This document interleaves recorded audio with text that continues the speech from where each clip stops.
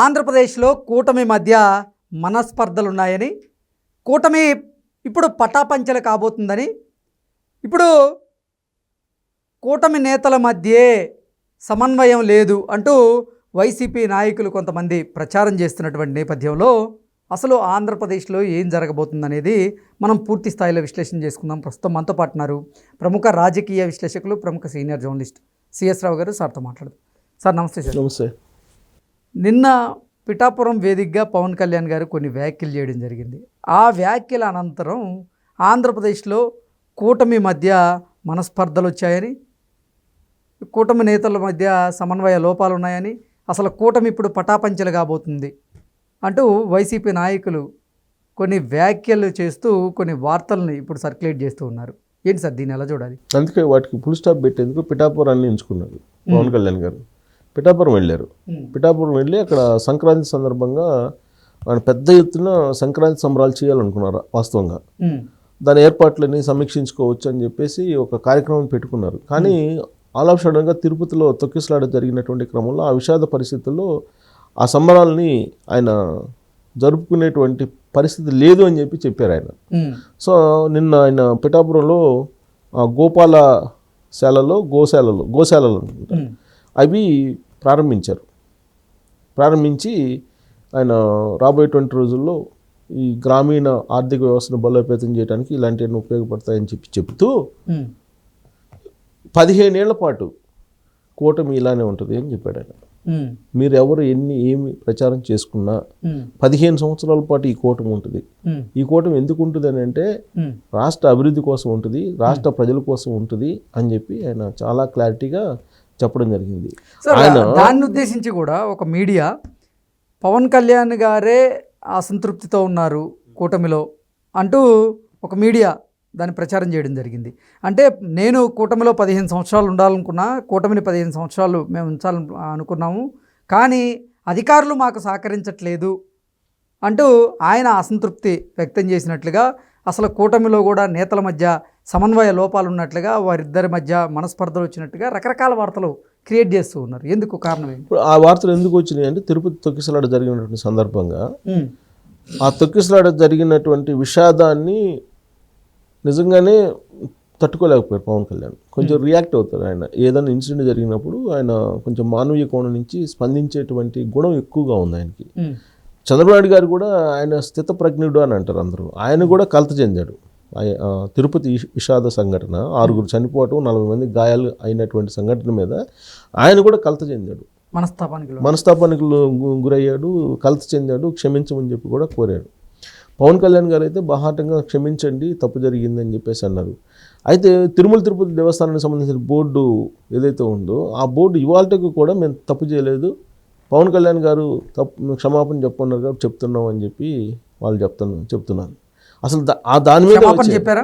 దాని మీదనే ట్విస్ట్ జరిగింది. మీడియా, ఒక సెక్షన్ ఆఫ్ మీడియా ఏం చేసిందనంటే, క్షమాపణ చెప్పకపోతే వెళ్ళిపోతాను కూటమి నుంచి అని చెప్పి పవన్ కళ్యాణ్ అన్నట్టు, అధికారులు సహకరించట్లేదు ఈ కూటమి ప్రభుత్వానికి, కాబట్టి అసలు కూటమిలో ఉన్నందువల్ల ఉపయోగం ఏంటి అనేటువంటి వ్యాఖ్యలు కూడా ఏం చేశాడని చెప్పి చెలువలు పొలవుగా ఒక సెక్షన్ ఆఫ్ మీడియా ప్రచారం చేసింది.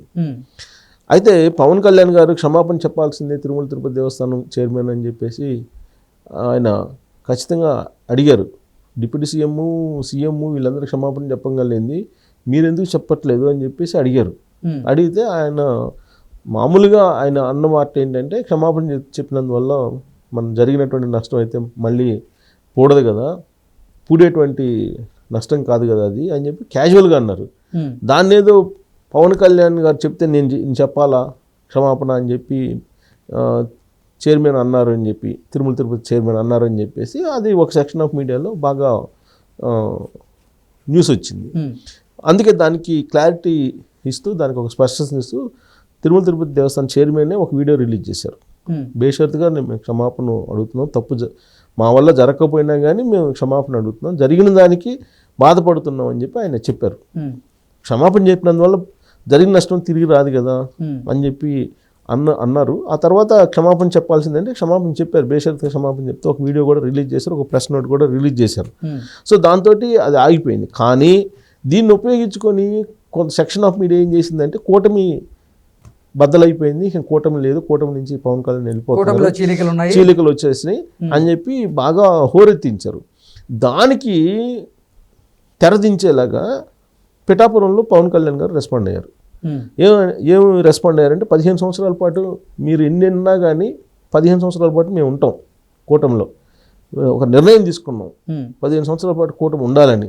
ఎందుకు నిర్ణయం తీసుకున్నామని అంటే 2019 నుంచి 2024 వరకు జరిగినటువంటి నష్టం ఏదైతే ఉందో రాష్ట్రానికి, ఆ నష్టాన్ని పూడ్చేదానికి 15 సంవత్సరాలు పడుతుంది. ఈ 15 సంవత్సరాలు మేము కూటమి కిందే ఉంటాము, చిన్న చిన్నవి ఏమన్నా వచ్చినా కానీ మేము మాట్లాడుకుంటాము, ఏదైతే మీరు అనుకుంటున్నారో అంటే ప్రత్యర్థుల గురించి అది జరగదు, మేము కూటమిగానే ఉంటాం, కూటమిగానే ప్రభుత్వాన్ని నడుపుతాం అని చెప్పి చాలా క్లియర్గా పిఠాపురం వేదికగా చెప్పారు. చెప్తూ కంటిన్యూషన్లో జగన్మోహన్ రెడ్డి గారికి కొంచెం వార్నింగ్ కూడా ఇచ్చారు. ఏమి ఇచ్చారంటే సంక్రాంతి తర్వాత మీ అంతు చూస్తాము, సంక్రాంతి తర్వాత రాష్ట్రంలో పర్యటిస్తాను, నేను ఇప్పటి వరకు నేను పర్యటించలేదు, రాష్ట్రంలో పర్యటిస్తాను, పర్యటించి మీ అంతు చూస్తాను నేను అని చెప్పి అనడం అనేది వైఎస్ఆర్ కాంగ్రెస్ పార్టీకి కలవరం చెందేటువంటి అంశం. ఎందుకు అని అంటే సంక్రాంతి తర్వాత జగన్మోహన్ రెడ్డి గారు పార్లమెంట్ని యూనిట్గా తీసుకొని ఓ 2 రోజులు ఉండాలని చెప్పి ఒక కార్యక్రమం పెట్టుకున్నారు ఆయన జనంలోకి వెళ్ళడానికి. సో అదే సమయంలో నేను కూడా జనంలోకి వెళ్తున్నాను అనేటువంటి సంకేతం ఇచ్చాడు పవన్ కళ్యాణ్ గారు. ఇప్పుడు యాక్చువల్గా తిరుపతిలో కూడా మీరు చూస్తే, తిరుపతి తొక్కిసలాట సంఘటన చూస్తే చంద్రబాబు నాయుడు గారు ముఖ్యమంత్రి హోదాలో, డిప్యూటీ సీఎం హోదాలో పవన్ కళ్యాణ్ గారు ఇద్దరు అక్కడ ఉన్నారు. ఉన్నప్పుడు పోలీసుల అనుమతి తీసుకునే కదా రావాల్సింది. ఎవరైనా సరే పరామర్శించడానికి ఒక ప్రతిపక్ష నేత కావచ్చు, ప్రతిపక్షం లేకపోయినా కావచ్చు, ఒక పార్టీ అధినేత కావచ్చు, ఎవరైనా కావచ్చు, పోలీసులు అనుమతి తీసుకొని రావాలి కదా. వాళ్ళ అనుమతి ఇవ్వకుండా తోసుకొని చెప్పి 200 మందిని వేసుకొని ఐసీయూలోకి ఎవరైనా 200 మందిని తీసుకెళ్తారా? ఐసీయూలోకి అసలు ఐసీయూలోకి అలౌ చేస్తారా ఎవరన్నా? మామూలుగా ఎప్పుడైనా మనం పోయి ఎవరైనా బాగాలేకపోతే పలకరించడానికి కూడా ఐసీయూలో కొన్ని నిబంధనలు పెడతారు. అదేదో కొన్ని డ్రెస్ ఇస్తారు వాళ్ళు, అది వేసుకొని పోయి జాగ్రత్తగా గ్లౌజులతోటి ఏదో జాగ్రత్తలు చెప్తారు. 200 మంది పైగా కార్యకర్తలను వేసుకొని ఐసీయూలోకి వెళ్ళారు ఈయన అక్కడ చికిత్స పొందుతున్నటువంటి వాళ్ళని పరామర్శించడానికి. అక్కడేమో మళ్ళీ చంద్రబాబు నాయుడు గారి మీద వ్యతిరేకంగా మాట్లాడండి అని చెప్పి మళ్ళీ డబ్బులు ఇచ్చారంట అక్కడ.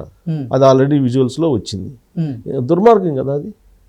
అందుకే పవన్ కళ్యాణ్ గారు అంటున్నారు, నేను సంక్రాంతి తర్వాత వెళ్తాను, మీరు తాట తీస్తాను, మీరు ఎక్కడెక్కడ ఏమేం చేశారో అవన్నీ నేను మళ్ళీ బయట పెడతాను అని చెప్పేసి ఆయన పిఠాపురం నుంచి వార్నింగ్ ఇచ్చారు. వార్నింగ్ ఇస్తూ ఆయన సంక్రాంతి తర్వాత నేను నియోజకవర్గాల పర్యటన చేసి మీరు అసలు 2019 నుంచి 2024 ఏం చేశారో మళ్ళీ నేను ప్రజలకు తెలియజేసే ప్రయత్నం చేస్తానని చెప్పి చెప్పడం అనేది ఒక కౌంటరు జగన్మోహన్ రెడ్డి గారికి అని చెప్పి మనం అనొచ్చు. పవన్ కళ్యాణ్ గారు సంక్రాంతి తర్వాత విలేజ్లకి వెళ్తున్నారు. వెళ్ళి ఏం చెప్పదలుచుకున్నారు అని అంటే జగన్మోహన్ రెడ్డి గారు ఎంత దుర్వినియోగం చేశారు అని చెప్పి చెప్పదలుచుకున్నారు. ఆయన 5 కోట్ల రూపాయలు పెట్టి బాత్రూమ్ నిర్మించుకున్నాడు విశాఖలో. 500 కోట్లకు పైగా ఖర్చు పెట్టి ఋషికొండ నిర్మించుకున్నారు. ఇవన్నీ ప్రజలకు తెలియజేస్తాను. అసలు 5 కోట్లు పెట్టి ఎవరైనా సరే బాత్రూమ్ గడుచుకుంటారా? ప్రజాధనాన్ని ఎలా దుర్వినియోగం చేశాడు జగన్మోహన్ రెడ్డి అనేది నేను ప్రతి నియోజకవర్గానికి వెళ్ళి నేను ఎక్స్ప్లెయిన్ చేస్తాను అని చెప్పి ఆయన చెప్పాడు. అంటే ఇది ఫుల్ కౌంటర్ జగన్మోహన్ రెడ్డికి అని చెప్పి అనుకోవచ్చు. నెక్స్ట్ సంక్రాంతి తర్వాత అసలైనటువంటి పండగ జగన్మోహన్ రెడ్డి గారికి రాబోతుందని చెప్పి మనం అనుకోవచ్చు. Okay sir, thank you so much.